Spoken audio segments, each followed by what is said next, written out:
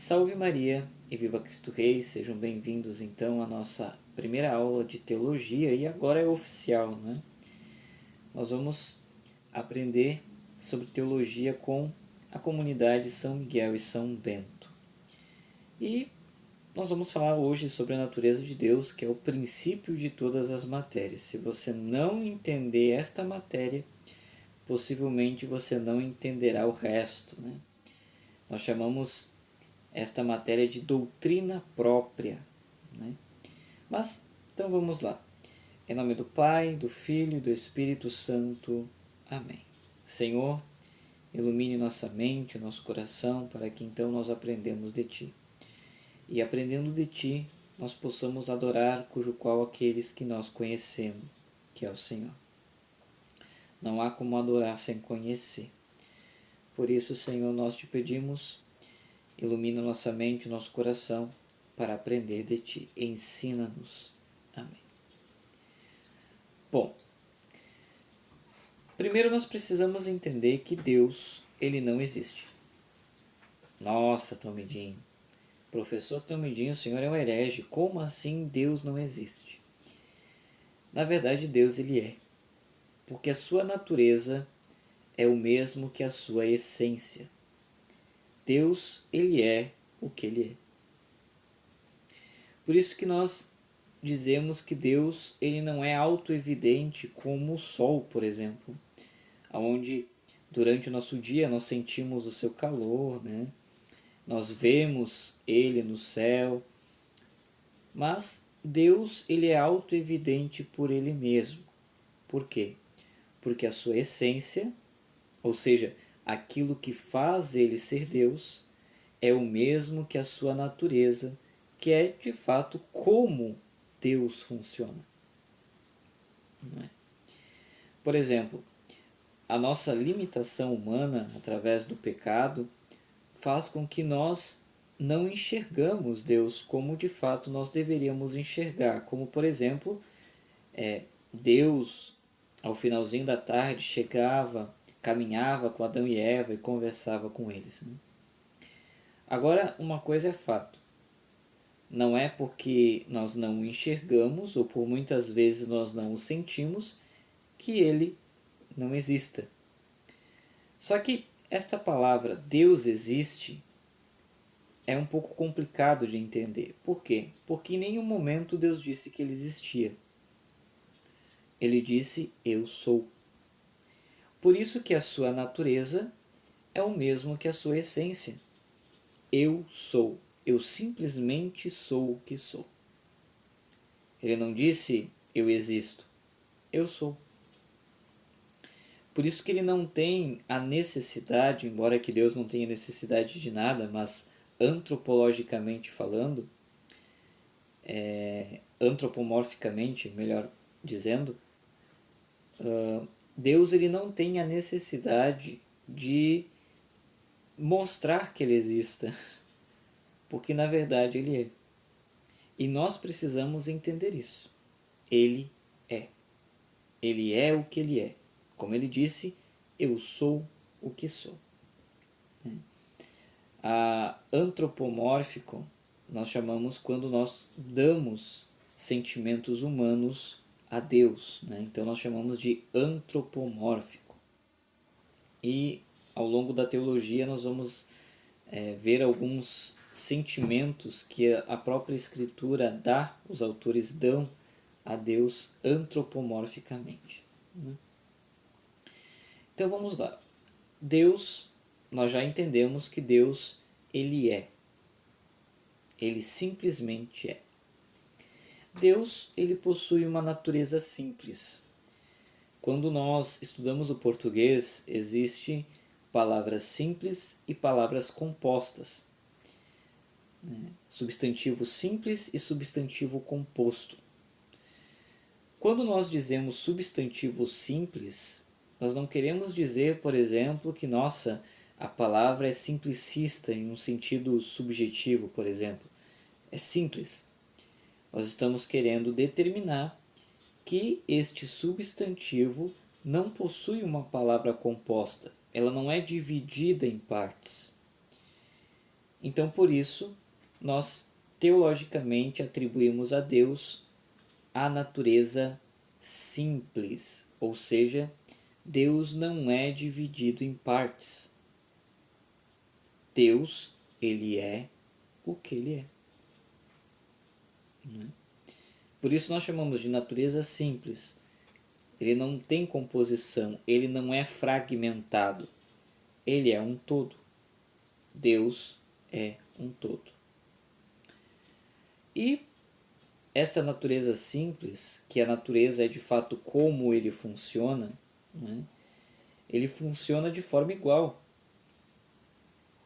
Os seus atributos que fazem ele ser Deus é de forma igual, ou seja, ele é manifesto de forma igual e não de forma separada ou fragmentada.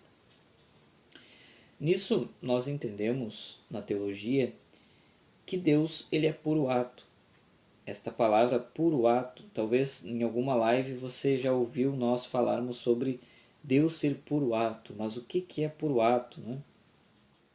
E eu sempre uso o exemplo da planta, né? Tanto da planta que sofre os seus estágios até se tornar na planta adulta.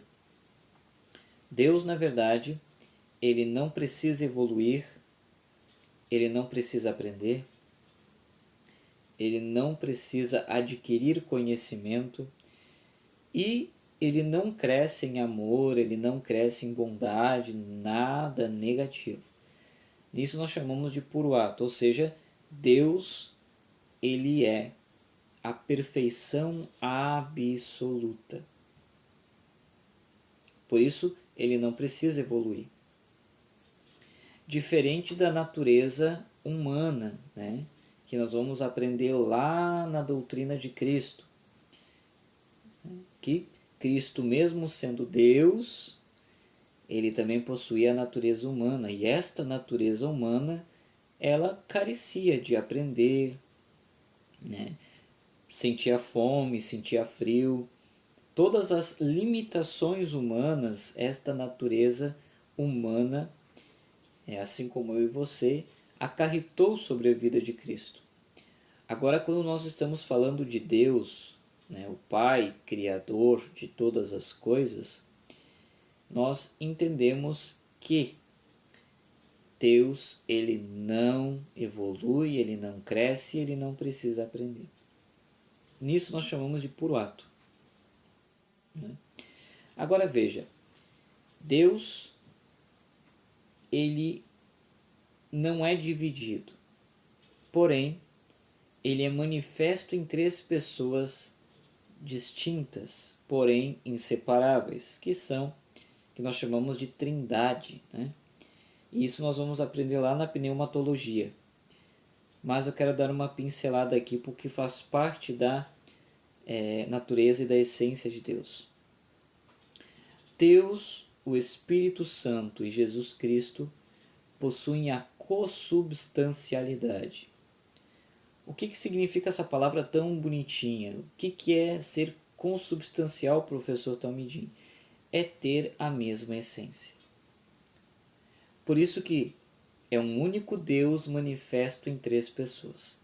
É como um triângulo com três pontas, ou um trevo de três folhas, né? O triângulo é a mesma forma, uma única forma, porém três pontas. O trevo é um caule, porém três folhas, né? Ou quatro. Dependendo se você tiver sorte de encontrá-la, um de quatro folhas, né? Mas essa é a questão. Então nós precisamos entender isso. Deus, ele não são três deuses, como o judaísmo acusa e algumas religiões aí, de nos chamarem de politeísta, que são religiões que adoram vários deuses, né? Mas se eles possuem a consubstancialidade, que é a mesma essência, então são um único Deus manifesto em três pessoas distintas. Deus, ele é espírito puro. Deus é espírito e importa que os que adoram, adorem em espírito e em verdade. Deus, ele é espírito puro. Ele é imaterial, sem corpo. Porém, entretanto, ele é pessoal, inteligente e amoroso. O que faz uma pessoa ser pessoa é, de fato, não é o corpo, não é? Mas é aquilo que dá vida ao corpo. Por isso que nós da teologia não acreditamos que é a alma que deixa o corpo, mas é o corpo que não aguenta viver e acaba se desprendendo da alma. Então veja, Deus, ele não precisa ter um corpo para ser pessoa. Por isso que nós dizemos que ele é a primeira pessoa da Trindade, né? Deus Pai. Ele não precisa de um corpo, ele não precisa de uma matéria para ser denominado pessoa. Porque ele possui sentimentos, ele possui vontades próprias, né? E ele possui inteligência. E os seus atributos, né? Seja eles comunicáveis ou incomunicáveis, que nós trabalhamos, já falamos em algum momento sobre esses atributos, principalmente na aula de demonologia. Então, com isso, Deus, ele possui os seus atributos que fazem ele ser Deus, como, por exemplo, a onipotência, a onipresença e a onisciência. Esses três atributos, eles não são transmissíveis para a sua criatura.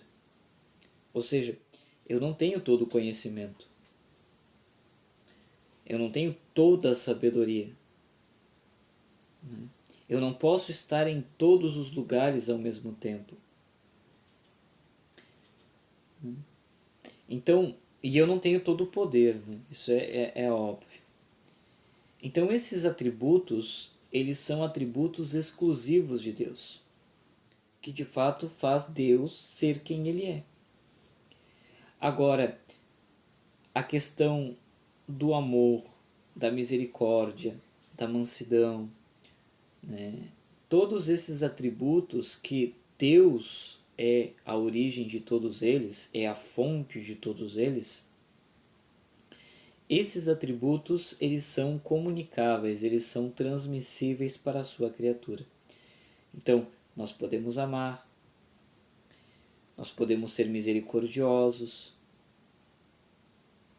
né? Então veja, esses atributos nós podemos ter.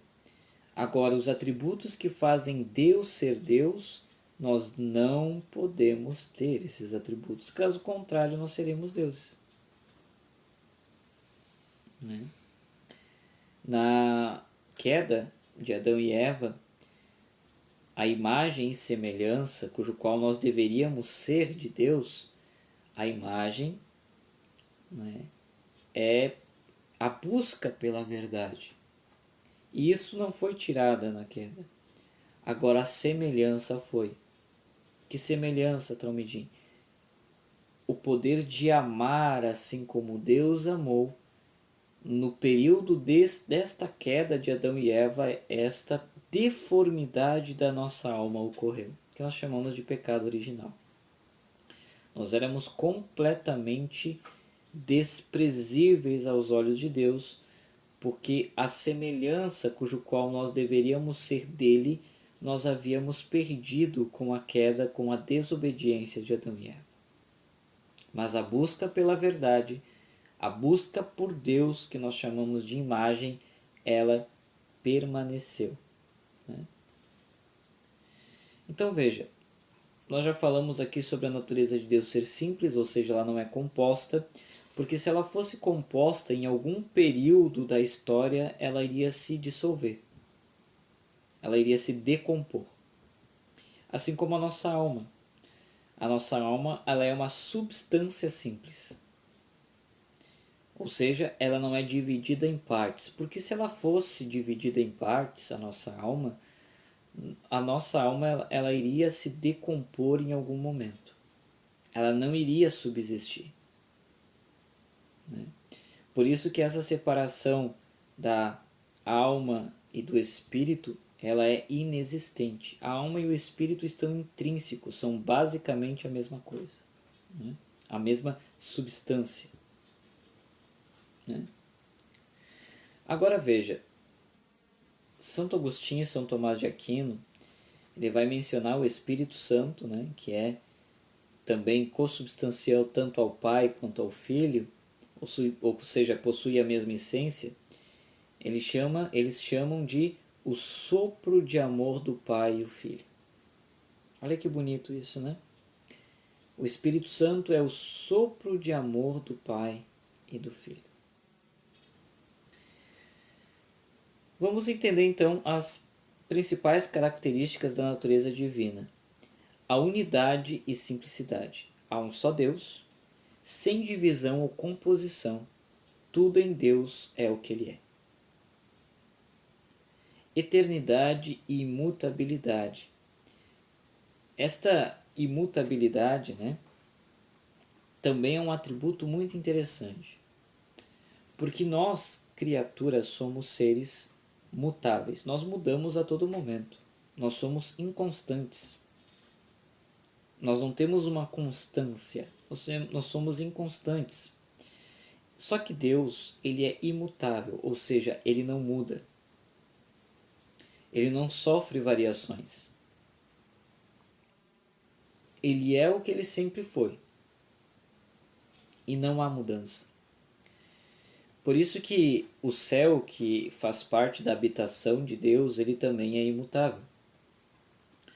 Por isso que quando o protestante fala, por exemplo, atacando a igreja de Apocalipse sobre os mártires que estavam clamando, eles dizem, não, mas ali é uma visão para o futuro. Mas o céu ele não pode mudar. O céu, como é a habitação de Deus, propriamente dito, então se Deus não muda, o seu local de habitação também não muda, né? Deus ele é eterno. E isso é um mistério. Por quê? Porque Deus não teve um início, não teve um meio e não terá um fim.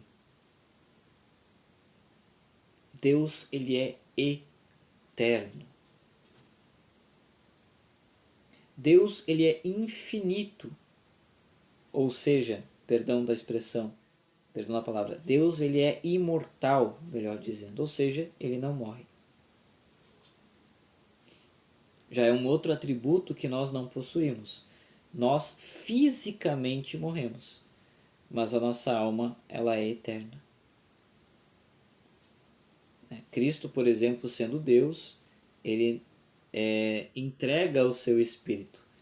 Ele não é morto, ele entrega o seu espírito. Ele mesmo se entregou, ele mesmo esvaziou de si mesmo e venceu a morte.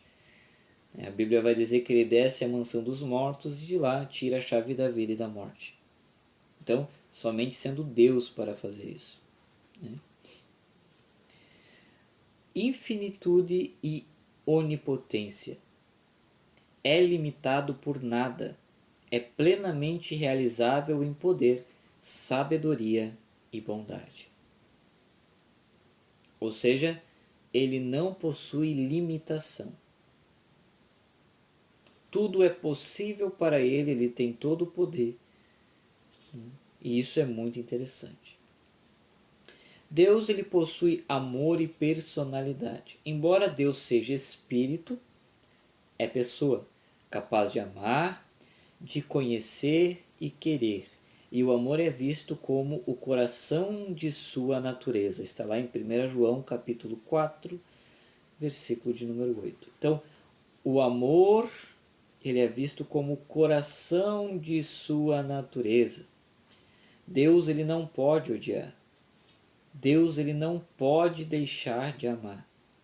Porque isso faz parte de quem de fato Deus é. Deus transcendente e imanente. A natureza de Deus é entendida como transcendente, acima e além de toda a criatura. E iminente, presente em tudo, sustentando a criação. Veja, Deus ele é transcendente, ou seja, ele está acima e além de toda a criatura. Mas ele também é imanente, ou seja, ele coordena a criação. Ele sustenta e coordena a criação. Transcendente. Deus não é uma coisa ou força natural, mas é o fundamento de tudo que existe. Deus, ele é a fundamentação de tudo que existe. Em João vai dizer, por exemplo, que tudo que existe foi feito por ele, e o que não foi feito por ele não existiria. Ou seja, Deus, ele é o fundamento de tudo que existe.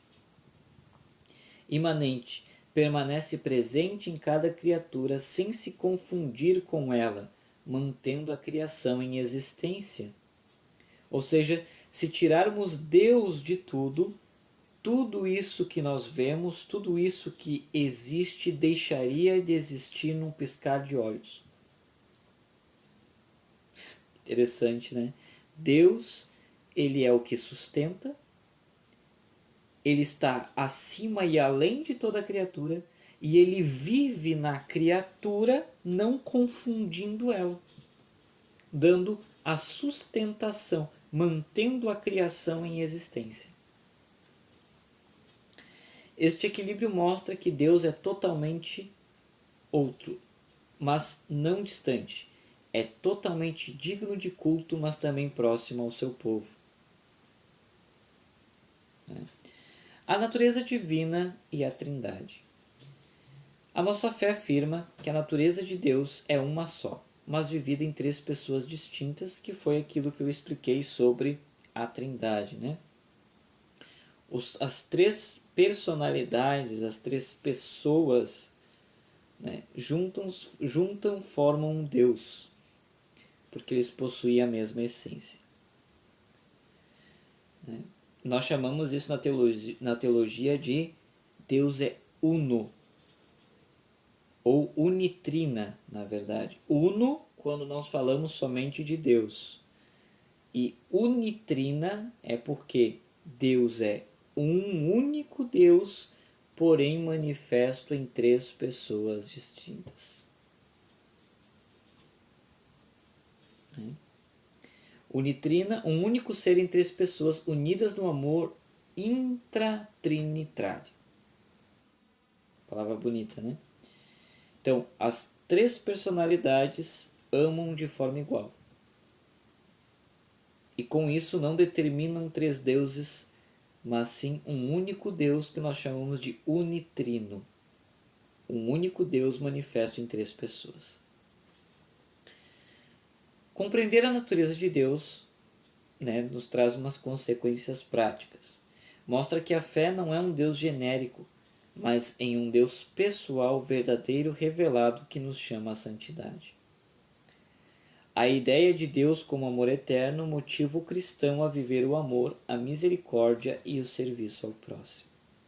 Então veja, é uma via de mão dupla.